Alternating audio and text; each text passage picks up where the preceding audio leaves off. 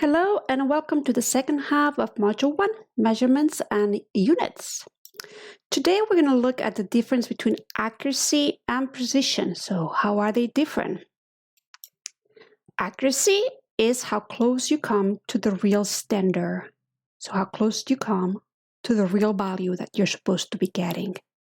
The only way for you to know if you came close to the standard is if you know what the standard is. Somebody has to give you the true value. So you hit the bullseye, you are accurate. Now this person right here did not hit the bullseye, but it got the same result over and over.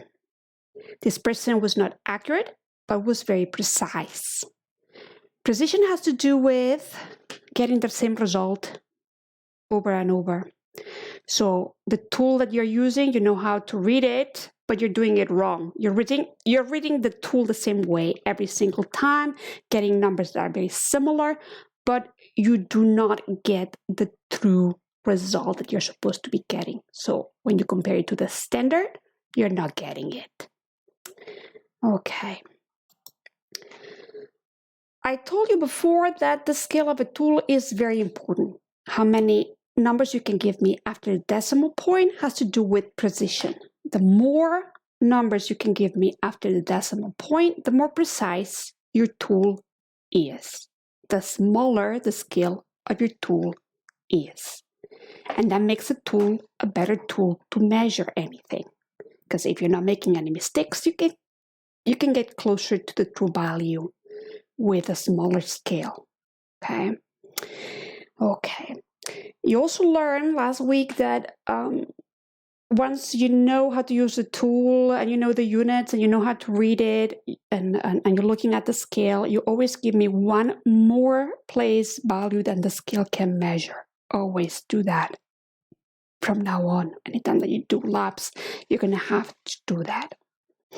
But that precision, how many numbers you give me after the decimal point is precision. Now, let's look at these. You need to understand the difference between precision and accuracy really well. You have two scales. This scale says that the beaker is 24 grams. This scale says that it's 24.073 grams. Obviously, this scale is giving you more information. The scale right here goes all the way to the thousandths position. So tenths, thousandths position. It goes all the way to the thousandths position here, this one. This one only could measure to the ones position. You see this? So that means this one is giving us more information. This one is more precise. This yellow scale right here is more precise than the one here. More numbers after the decimal point, smaller scale, more precision. Now, another example. We're going to spend some time learning about this because it's very important. So you have a football field, the standard, that means that somebody measured it, and the correct value is 100 yards. Somebody else measured, and three different people measured it, and they got these three results right here. Of the three of them, which one is the most precise? Precision has to do with numbers reported after the decimal point. So obviously this one reports 1, 2, 3. This one doesn't have any after the decimal point. This one has only 1. So this one right here has more precision. This person was more precise. Was not the most accurate, but was the most precise. Look at this one right here. Can you stop for a second and think about which one of the three is the most accurate? Remember, for accuracy, you need to compare your answer to the standard, the true answer. The standard is the true answer, what you need to get. So compare the three numbers and see which one comes closer to it. The one that comes the closest to it is the 100 yards. I was circling it before. It was a hint. So this one is the most accurate of the three of them because it's the most close in number to the standard, to the real number that you are supposed to be getting. Not the most precise, but the most accurate. Okay. If you have problems with this, you're going to have to ask me. You can email me, or during the Zoom meeting, just ask me questions, because it's very important for you to understand the difference between accuracy and precision. Precision, so the precision in your measurements will be translated into the math that you're going to do with those measurements. Okay, you're going to learn how to do that in a minute.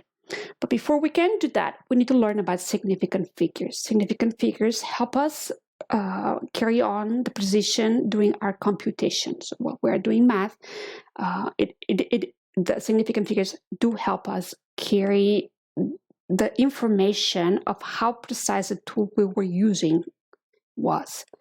So remember, the smaller the scale of your tool, the more precise. And for another scientist to know how precise you were, to know the scale of the tool you were using, you need to do the math correctly. And that has to do with significant figures. They can look at the significant figures and see how precise you were, how small the scale of your tool was. Scientists can do that. So what is a significant figure? I'm going to give you another slide that has all the rules, and you have them in your book as well on page 21. But here, okay, in color, I'm going to explain it to you here in color. I'm going to give you the rules too. So any number that is not a 0 is a significant figure. Just learn that. If you're not a 0, you're significant, period. You count. If you're a 0, there are different rules. So if you're a 0 that falls between two significant figures, like this 0 right here in yellow, then you count as well. The fact that you're in between two significant figures makes you significant as well. A 0 that is to the right of the decimal point and at the end of the number becomes significant as well. That's called trailing zeros. The zeros here in the blue box are not significant. They don't count. So these ones are to the right of the decimal point, but are not to the end of the number. They do not count. They just hold a place value. They help with the place value and nothing else. Those are the rules. So here they are again, and we're going to see some examples for each one of them. Rule number 1, all non-zero digits are significant. So everybody is not a 0, everybody counts. 1, 2, 3, 4. For significant digits or figures, it doesn't matter which name you give them. Digits and figures is the same thing. 9.86. So 1, 2, 3. Nobody was a 0, everybody counts. It's 3 significant digits. Rule number 2, final zeros to the right of the decimal point are significant. So let's look at this 0. It's to the right. It counts. 1, 2 significant figures. This 1 has also zeros. Are they to the right? Yes. Are they to the end of the number? Yes. They count 2. 1, 2, 3, 4 significant figures. Rule number 3, zeros found between two significant digits are also significant. Well, let's check the zeros here. They fall between 5 and 1, 5 and 1. Rule number 1 says that they are significant, so that makes them significant. Count them. 1, 2, 3, 4, 5 significant figures for this number. The zeros right here are also between two significant figures. That makes them significant. So 1, 2, 3, 4, 5, and 6. These ones right here. Rule number 4 says placeholders are not significant. These are placeholders. They're not significant. Only two significant figures count. 1, 2, those two are non-zeros, they count. Everything else does not. They are to the left of the decimal point. They're just holding places. Okay? So these are your rules.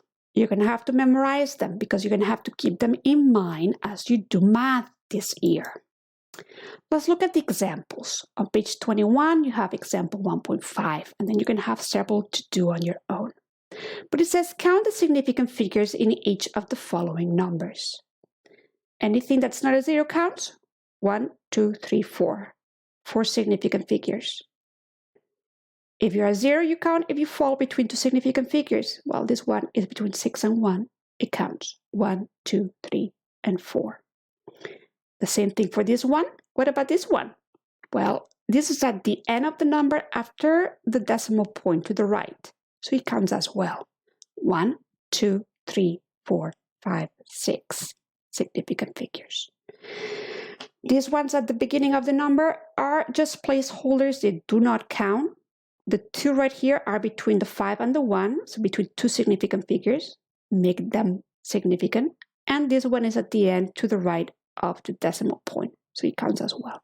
1, 2, 3, 4, 5, and 6. It's your turn to practice this. So 1, 8, 9, and 10. Let's go right here and see how this is done. The first thing you need to do is read the problem well. But it says, 2 students measure the mass of an object. The teacher knows that the mass is 4.5. So what are they saying to you? If the teacher knows it's 4.5 grams, what they're doing is giving you the standard. Okay, that's the true value of whatever you were measuring. The first student uses one scale and reports the mass to be 4.4 grams. The second one measures it to be 4.210 grams. Which student is more precise and which one is more accurate? Let's start with accuracy. The definition of accuracy is compare it to the standard and see which one is closest to it. Well, of the two, this one right here is the most close to the standard. So this is more accurate. I'm going to put an A for accurate. Precision has to do with decimal points that you report numbers after the decimal point. 1, 2, 3, and only 1 right here. This one reports more. This one is more precise. And this is the kind of problems that you need to be able to solve when it comes to accuracy and precision. Differentiate the two of them, okay? Which one is more accurate? The one that comes closest to the standard. Which one is more precise? The one that reports more numbers after the decimal point. Okay, so let's do number 10. It says, how many significant figures are in the number 0.04500? Well, these are placeholders. They don't count. Then you have 2 zeros at the end to the right, so they count. So 1, 2, 3, 4. You have 4 significant figures for this one. That's number 10. Number 11, no, not number 11. Let's see.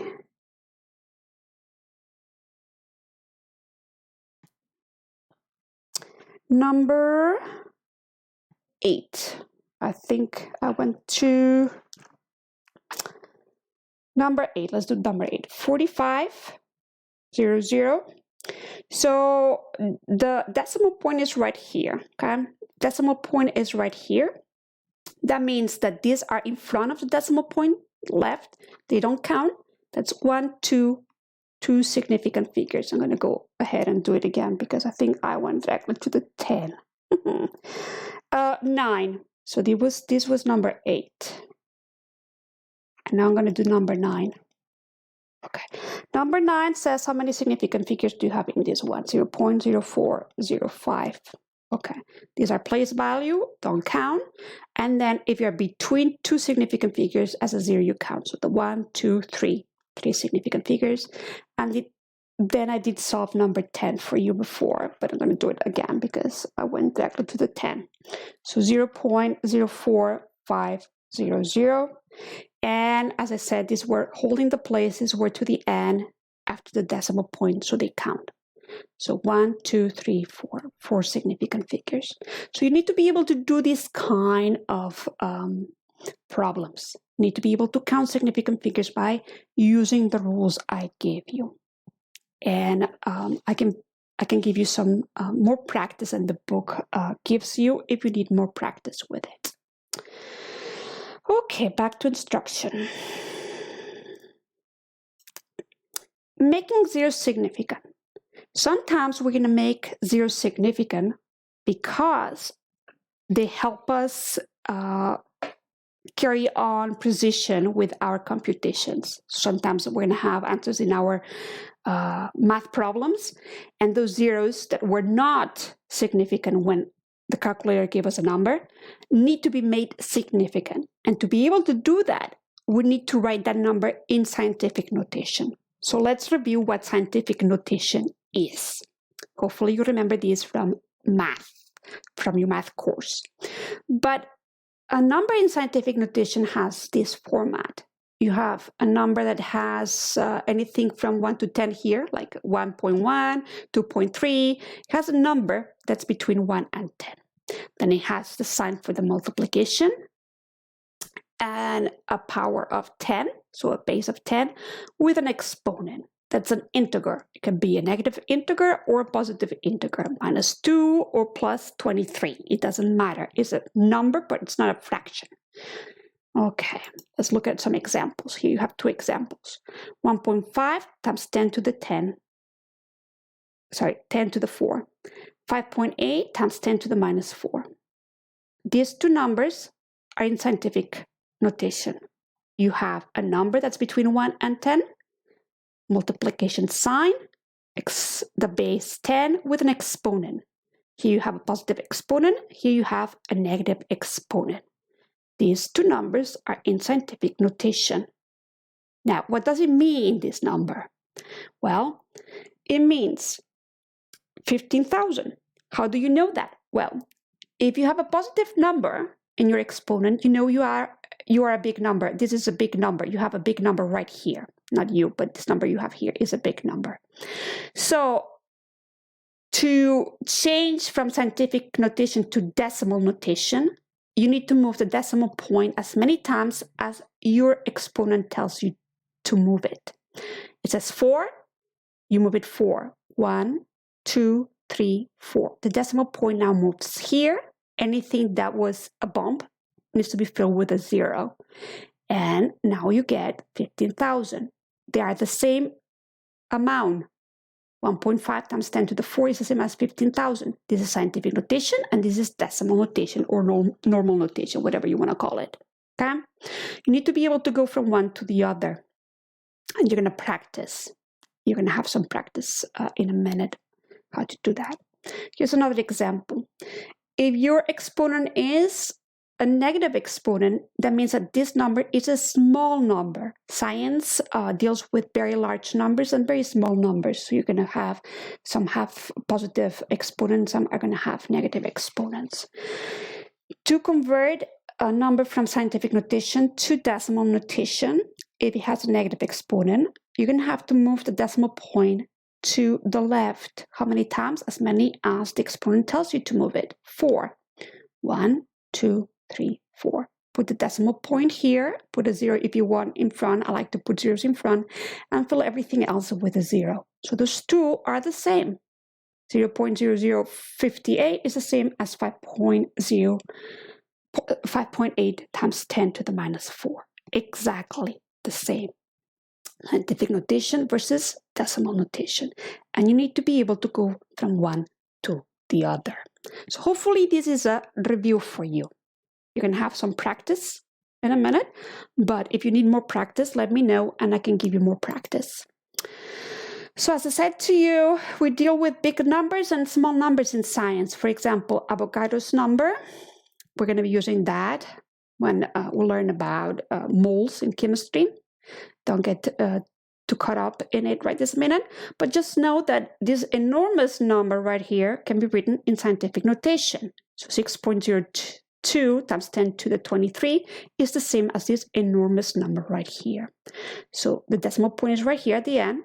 If you move it 23 times this way and you put it right here, you get this number. So count 23 and it moves right here.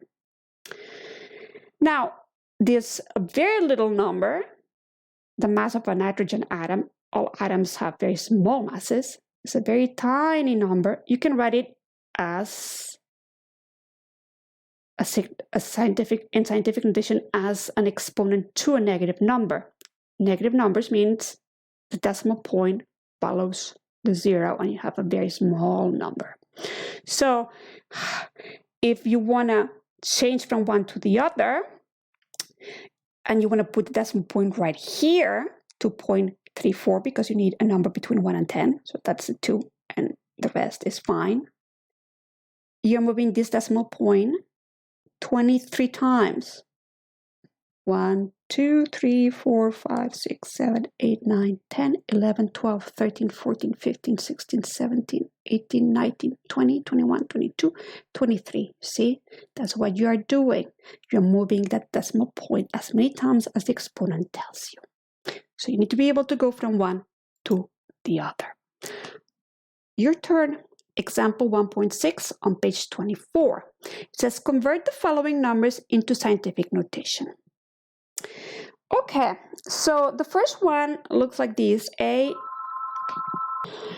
first one, A, is 20,300. So we need to change it into scientific notation. The decimal point right here is at the end. Okay, if it's not there, it's at the end. So to make it into scientific notation, you need to move it here. How many times did you move it? 1, 2, 3, 4. Okay, 4 times. So this is the same as 2.0 times 10 to the 4. This was a large number, so your exponent is going to be a positive number. I forgot to put the 3 here. This 3 too. Okay, 2.03 times 10 to the 4. Okay, so this was A. What about B? B says, it's a pretty large number here. Let me copy it. 1, 5. I don't want to make mistakes, so I'm going to copy it. 3, 6, 7. Once again, your decimal point here is at the end. You need to move it following a number between 1 and 10. So this is it. Then copy everything else. But how many times did you move it? 1, 2, 3, 4, 5, 6. You moved it 6 times. So this is 3.15136.7. Copy them all. Don't forget. I forgot this one before. Copy them all and then put the exponent as many times as you moved it. And this was a large number, so it's a positive number. And this, we said it was 6. You moved it 6 times. So the next one, C. C looks like this. 2, 3, 4. Okay. Once again, your decimal point is here. You want to move it right here. So you move it 1, 2, 3, 4, 5. You moved it 5 times. So this is the same as 2.34 times 10 to the 5. Large numbers, positive exponents.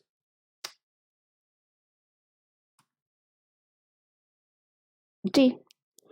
Whoa, small number, 0.1, 2, 3, 4, 5, 5 zeros. 1, 2, 3, 4, 5. Okay, so be careful with copying those zeros. 2, 3, 4, 0. Okay, so the decimal point is right here. You are trying to put it right here. So how many times are you moving it? 1, 2, 3, 4, 5, 6. And this is a small number, so you know it's going to be a negative exponent. So it's going to be 2.340 times 10 to the minus 6. Okay. Okay, we have one more, and I don't have a lot of space. So I'm going to clean this out, and I'm going to do the last one. E. For E, I have a small number again, 0. Then 1, 2, 3, 3 zeros. 1, 2, 3, 8, 7, 5. So what are you doing? You're moving it right here. So that's 1, 2, 3, and 4. 4, you moved it 4. Small number, negative exponent. So 8.75 times 10 to the minus 4. And then you are done. You need to be able to do this. Now, let's do the second part of the example, example 1.6. They're asking you to convert the scientific notation numbers into decimal form. So let's start with A. And that looks like this, 3.45 times 10 to the minus 5. That's a small number. So if you want to make this small, you're going to have to go that way. 1, 2, 3, 4, 5. You're going to put it right here. So 0.1, 2, 3, 4. So this number is 1, and then 4 in the middle, the 3, the 4, and the 5. And then you're done. That is your number for A. B. The next one is 2.3410 times 10 to the 7. You have to be careful when you copy it. I always have to check it twice. But as you can see, your exponent here is positive. That means you're going to have to make this into a big number. To make it big, you have to move the decimal point to the right. How many times? 7. So 1, 2, 3, 4, 5, 6, 7. Fill everything that has a bump that's not filled with a 0. So this is 2, 3, 4, 1, 0, and then 1, 2, 3 more zeros. And then put the commas where they belong. Okay, and you have an enormous number. So here we go. C, we're getting there. C, 1.89 times 10 to the minus 9. Okay, this is a negative exponent. That means that you're going to have a small number. You need to move that way. How many times? 9. 1, 2, 3, 4, 5, 6, 7, 8, 9. Put the decimal point, 0, 1, 2, 3, 4, 5, 6, 7, and 8, and copy it. 0.0, and set 8 of them. 1, 2, 3, 4, 5, 6, 7, 8, and then copy the numbers right here. 1, 8, and 9, and you're done. Okay, 1, 2, 3, 4, 5, 6, 7, 8. Yeah, 1, 2, 3, 4, 5, 6, 7, 8. Make sure that you are copying it correctly. So we only have one more of this kind, D, and then you're going to have a chance to do it on your own. It looks like this: 3.0 times 10 to the nothing. What does it mean, nothing here? That means 1. Okay, if you don't have a number here, that's a 1. 10 to the 0, I hope that you know that anything to the 0 is 1. 251 to the 0 is still 1. Anything to the 0 is 1. If you have not learned this in math, you know now. But if you don't have a number there, you have 110. That's what you have, 110. So you move it 1. So that becomes 30. Okay? So this concludes the example. But now you have 2 to do on your own. On page 569, you have 2 that allows you to practice this on your own. Okay, let's see, number 6. Let's start with number 6. So number 6, this says convert the number 0.00341 to scientific notation. I'm going to give you the answer. If you get it right, you can move on. If you don't get it right, I'll explain it to you. But you should be getting 3.41 times 10 to the minus 3. Okay, so if you got this, move on. But if you didn't, you can try again or check to see how it's done. This is a small number. The decimal point is right here. You want to place it right here. What are you doing? You're moving it 1, 2, 3. Small number, minus 3. So 3.41 times 10 to the minus 3. 3 bumps. Okay? Okay. Number 7. Number 7 reads like this. It says convert the number. So we're doing number 7. Convert the number 1.18 times 10 to the 7 into decimal notation. Yes. So your answer should be a pretty large number. If you got this number, you're done. How did we do this? Okay, if you didn't get this number, how did we do this? This is a large number because you have a positive exponent. That means this decimal point is to move to the left to make it larger. How many times? 7. So 1, 2, 3, 4, 5, 6, 7. Put the decimal point, another 0 here, and fill everything else with, sorry. I was not paying attention. I was telling you it was a positive number, big number. 1.18, sorry, times 10 to the 7. Okay, let's start this again. Positive, positive. Pay attention, Miss Monica. So making it bigger means you need to move to the right. So 1, 2, 3, 4, 5, 6, 7. You're placing it here. So fill everything else with zeros. Okay. So what do you have there? The 1, the 8. Then 1, 2, 3, 4, 5. 1, 2, 3, 4, 5. Put the commas where they belong. And then you get the answer. And pay attention, okay? Pay attention, this was positive. So it needs to be a large number. Okay, let me erase this and go back to instruction. Okay, now, remember that I said to you that sometimes we need to make zeros significant. Let's see why.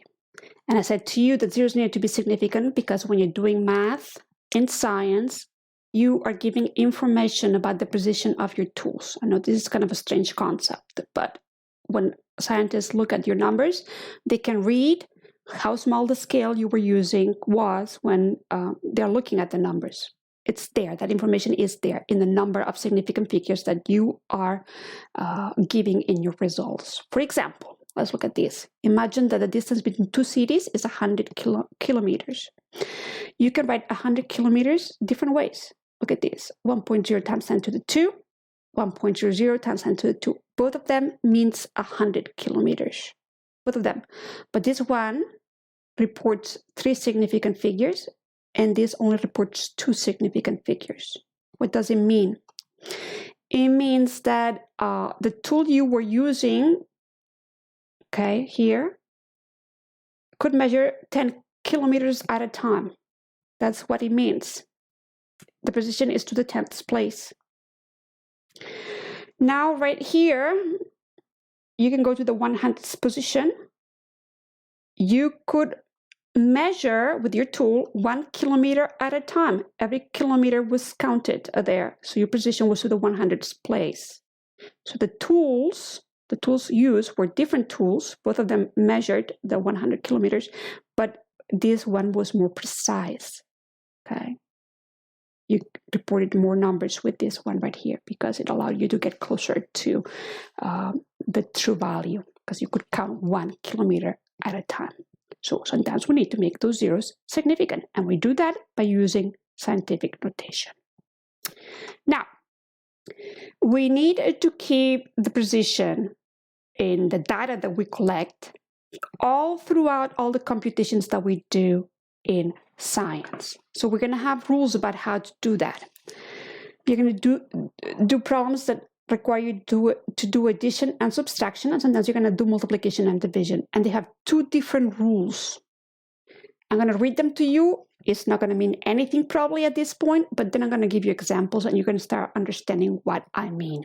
The first rule, they're given to you on page 25, reads like this. So when you're adding or subtracting, round your answer so that it has the same precision as the least precise measurement in the equation. So when you're doing computation, your answer cannot be more precise than the least precise of the numbers that you have there. And you'll see what it means in a minute. When you have multiplication and division, round the answer so that it has the same number of significant figures as the measurement with the fewest significant figures. So you're going to count significant figures when you're doing multiplication and division. And this is a mouthful, and it's probably like, what are you talking about? What are you talking about? But we'll break it down. Let's look at addition and subtraction. So imagine that you're adding this and adding this. Put it in your calculator, and you can do that if you want to. And your calculator gives you this big, enormous number. Okay. The rule is that when you're doing addition and subtraction, you need to go with the least precise of the numbers that you input in. So precision had to do with how many numbers you give me after the decimal point. This one has 1 after the decimal point. This one has 3 after the decimal point. This one right here is less precise than this one right here. your answer cannot be more precise than the least precise of the two. So you need to stop here in the 10th position. You need to stop right here. So you need to round up to it. You need to look at the next one, 3. 3 is not big enough. 5 and over can, but lower than 5 cannot round up. And you're going to leave it then at 7, 18.7 to the 10th position. Now, look at more examples, okay? You need to understand this because you're going to be doing this a lot. And I'm going to give you some grace at the beginning while you're learning how to do this. But by the end of the year, you need to know how to do this like you're breathing the same way, just without even thinking. But here you go. You're adding those two numbers. This one had only one digit after the decimal point. This one had 3. This one is the least precise of the two. That means your answer has to stop right here. Has to be exactly the same position as the least precise. So right here. So you stop at the 6. But you need to look at the next one over and see if you can round up. 5 can round up the 6 to 7. You do that then.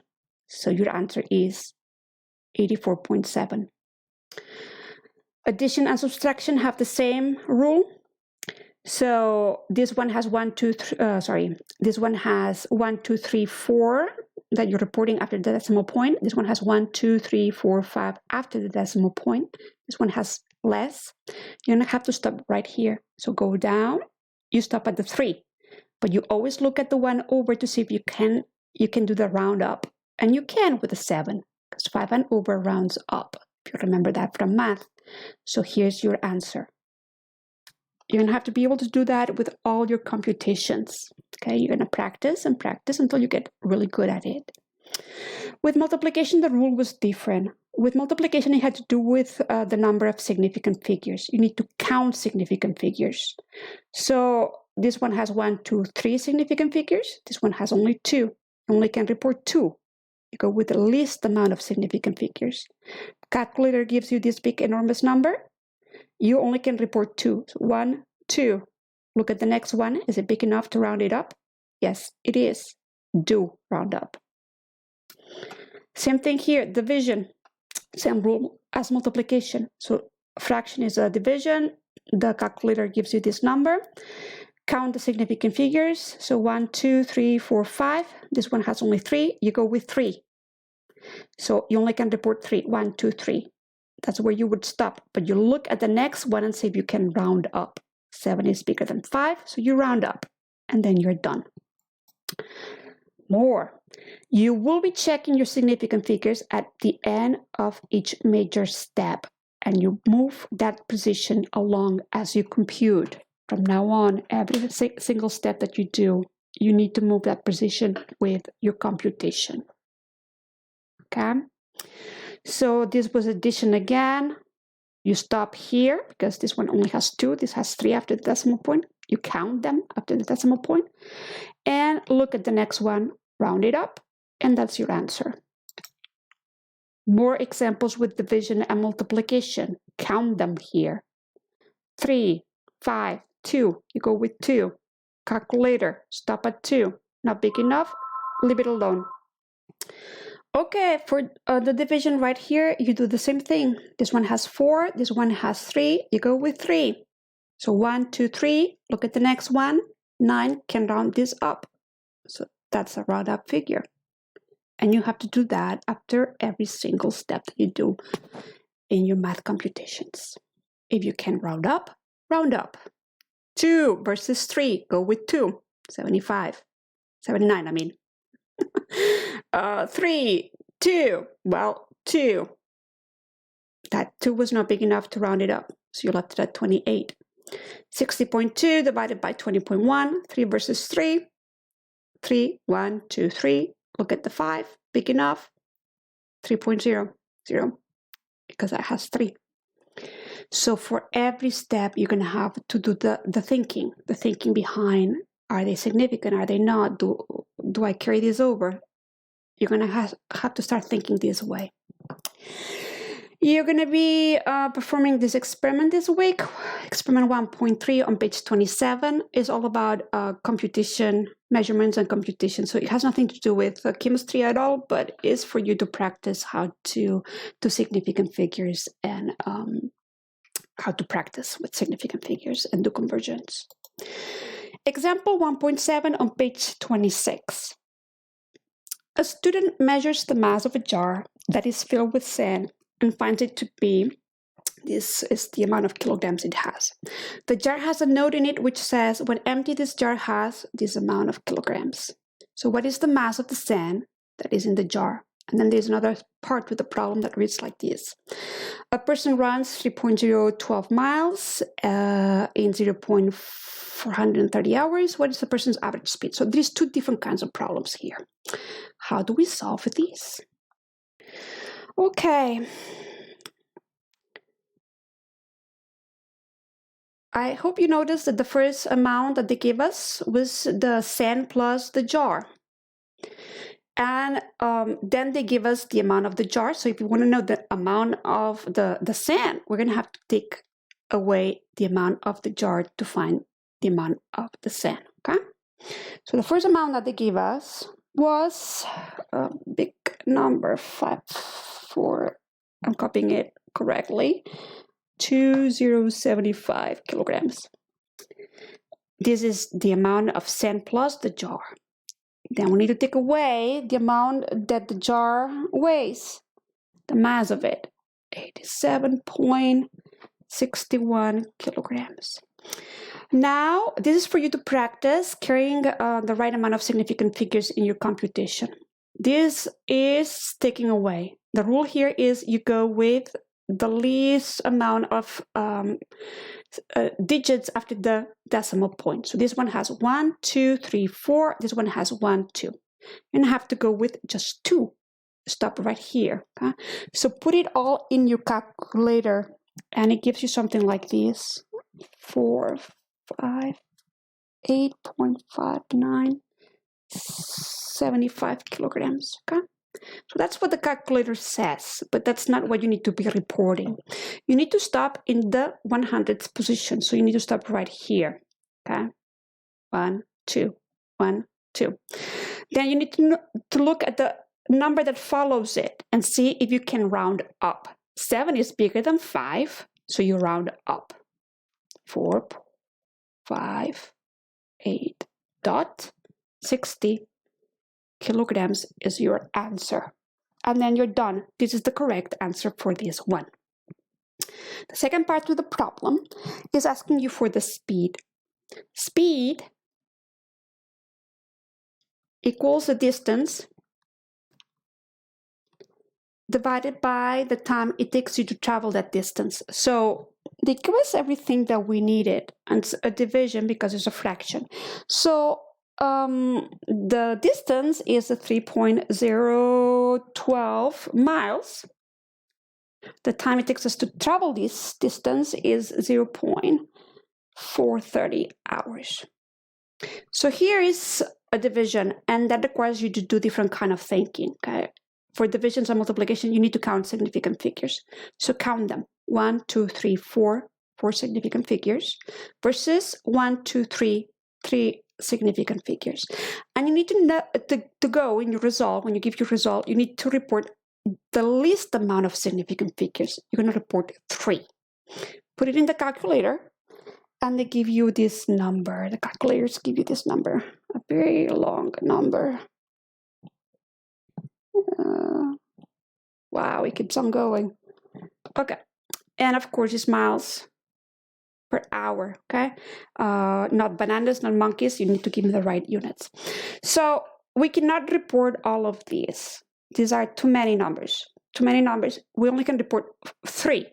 So that's 1, 2, and 3. We need to stop right here. We need to look at the next one and see if it's big enough to round it up. Well, 4 is not 5 or over. We cannot round up. We need to leave it at 7.00 miles per hour. And this is your answer. Okay, so this was all about you practicing the rules. It It was all about practicing the rules for significant figures. I run this. Okay, go back to instruction. Okay. The last part of the module is about density. Okay. Density is how highly packed something is. As you can see here, this is the most tightly packed. Those molecules are very close together. There's no space between them, and then it gets less packed. It's less dense. Okay. This is the least dense of the four pictures right here. You have an equation that allows you to calculate the density. Density, you have a different letter. I'll draw it in a minute, but it can be represented by a D for density. It's the mass divided by the volume it takes. And it's unique to every substance. So there are tables that give you the density of different things. And by calculating the density, you can find out the nature of any substance you have in front of you. That's an unknown. So if you can calculate the density by using a scale to measure the mass and use maybe a beaker and see how the volume, once you place a substance inside, the volume changes. So you can calculate the volume as well. And you're going to be doing an experiment that's similar to this. If you have the two of them, you can calculate the density of anything. And then you know, because you can compare that density to a table, what substance you have present. Okay. Let's do example 1.8 on page 30. It reads like this. A gold miner has just found a nugget of pure gold.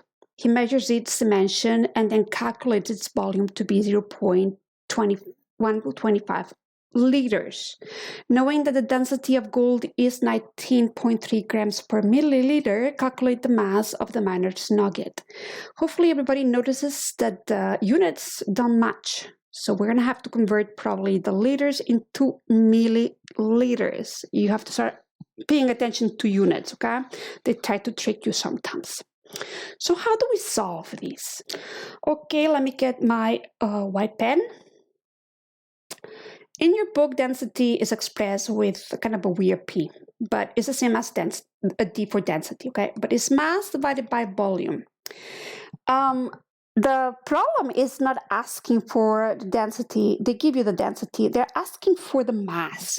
So the first thing you need to notice is that this equation, the way it's written, is not going to give us mass. We need to modify this equation. Volume, this is algebra, is bothering me here. To take it away, I need to multiply both sides. And now I have my density multiplying my volume equals my mass. Okay.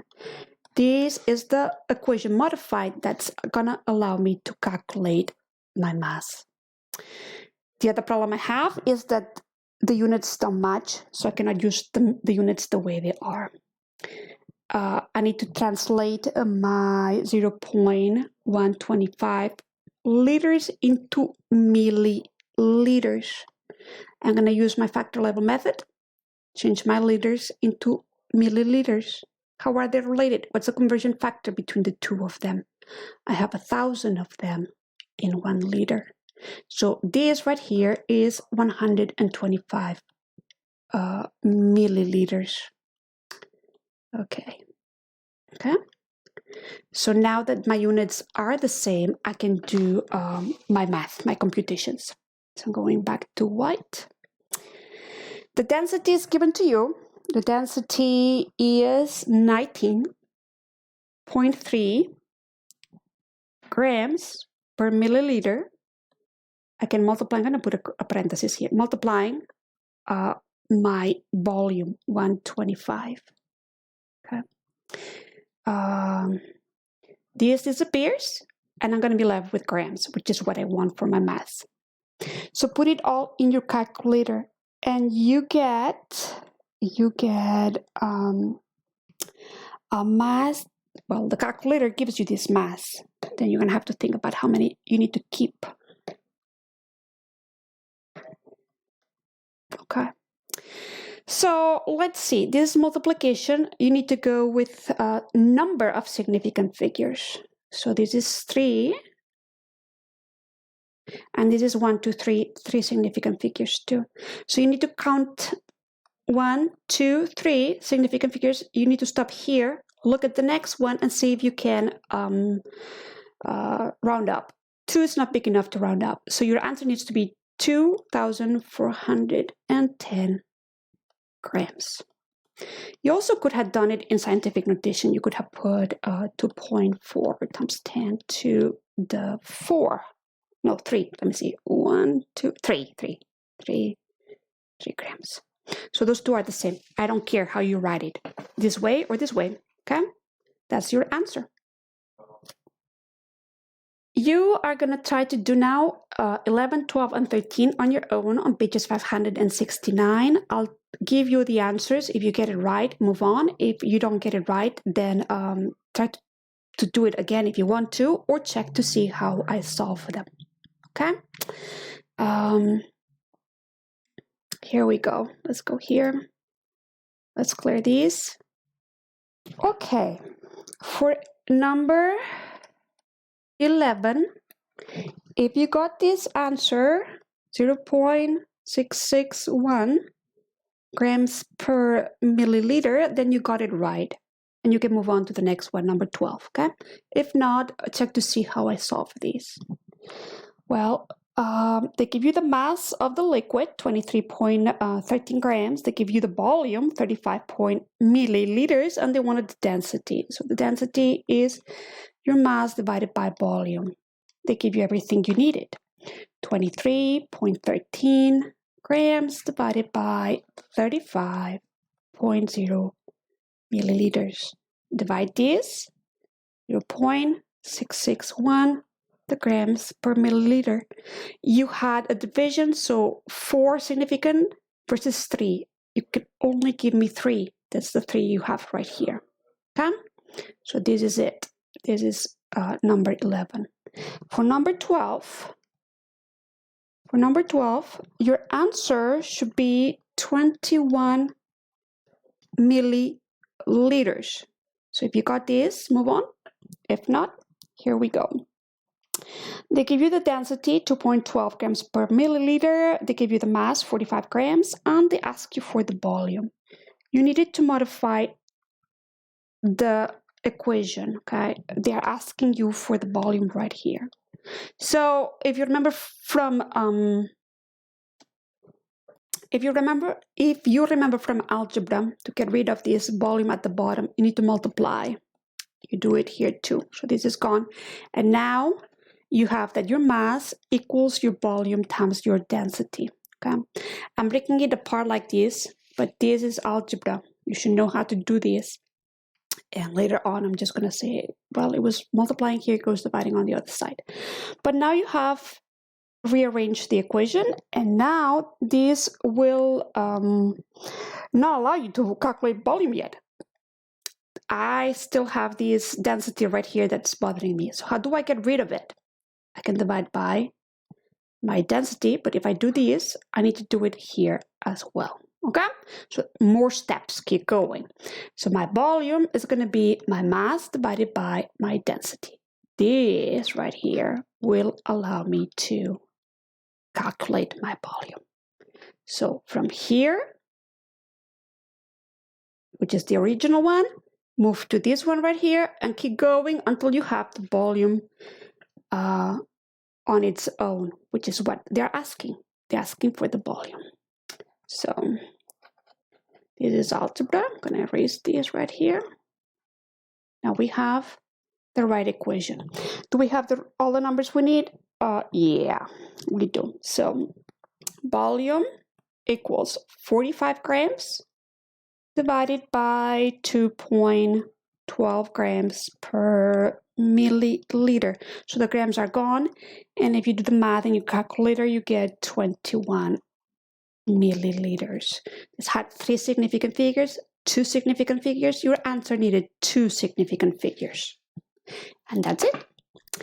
So the last one, number 13. So number 13, if your answer is a mass of 13,000 grams, if you get this answer, then you're done. You can try again or watch me solve it. Okay, They give you the volume in liters, and then they give you the density in grams per milliliter. So I hope you notice that the units did not match, and that's going to be a problem. And they're asking for the mass. So you start with the equation they give you, density equals mass divided by volume. They're asking for the mass. You need to rearrange this. What do I need to get rid of to have the mass by itself? The volume. So I can do this. So I'll multiply the volume here too. And now I'm done. Mass equals volume times density. I don't need to do anything else for this one. I already have the volume and the density on one side and the mass by itself. So the next thing I need to notice is that they give me the volume in liters. So I cannot mix liters and milliliters. So I'm going to change the 0.67 liters into milliliters, and I use my factor level method. Liters, milliliters, opposite, so I can cross it. And then the conversion factor, how are they related? 1,000 of them is 1 liter. And if you do that, that gives you 670 milliliters. Now I have everything I need in the right units. So I'm going to erase part of this so I have more room here. And I'm going to do it in green. Okay. So my mass equals my volume. I just calculated that, 670 milliliters. And it needs to be multiplying my density. And that was given to you in the problem, 19.3 grams per milliliter. And that's where this comes from. So 2 significant figures versus 3 significant figures. Okay? Ask me questions if this is not making sense. Okay, let's back to instruction. So here, back to instruction. You're going to do another experiment. You're going to do density of liquids. It's a lot of fun. Not very complicated, but it's just for you to start experiencing density. So this year I said to you, please make friends with your calculator. Know how to use your calculator. Use the name of your calculator, go on YouTube and see how it works if you don't know how to make it work. You need to be able to do exponents. Different calculators have different keys for exponents. You need to know how to use parentheses. So I need you to know how to do that. Please practice. If you can, please also learn how to have your numbers already in scientific notation. I have a calculator like this, and I just need to do shift setup. And one of the options is scientific notation. And then I give them an amount of decimal numbers that I can have after the decimal point. They will ask from 0 to 7, how many do you want for decimal numbers after the decimal point? So I write down how many I want. Okay. So learn how to do that this week. Parentheses. You can have more than one parenthesis, but if you open multiple parentheses, remember to close them or you're going to have errors. Practice using parentheses in your calculator. That's all I need you to do this week is make friends with it. Okay, and the second half. Read your textbook for this section. Take more notes if you need to. Review the examples if you need to. Do that on your own, one at a time. Correct them one at a time. Study for your conceptual weekly quiz. Take the quiz. Do the labs assigned. Do the review questions. Answers in the solution manual. Self-correct. And do the practice problems. Meet me for a Zoom meeting if you have any questions. I hope you all have a great week.